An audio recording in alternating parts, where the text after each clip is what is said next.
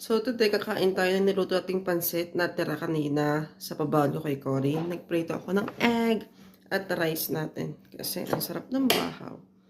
Pinainit ko lang siya ng konti pero ang init-init niya. Gustuhin ko mga hindi kumain. Kailangan kong kumain kasi mamaya lalabas ako. Ayaw kong gumastos. Wala bang paggastos? Puro pamasahe lang.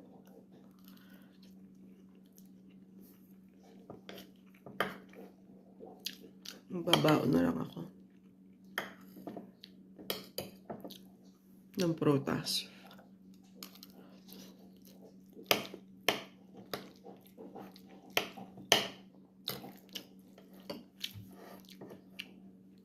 Yung masarap ng bahaw at saka pansit. Pag nakita mo sa iba,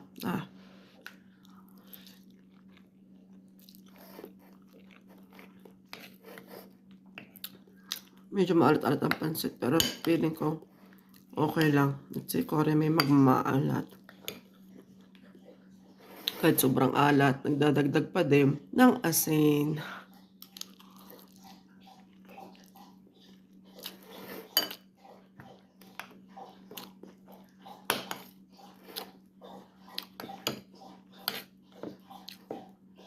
Sana masatisfied siya mamaya.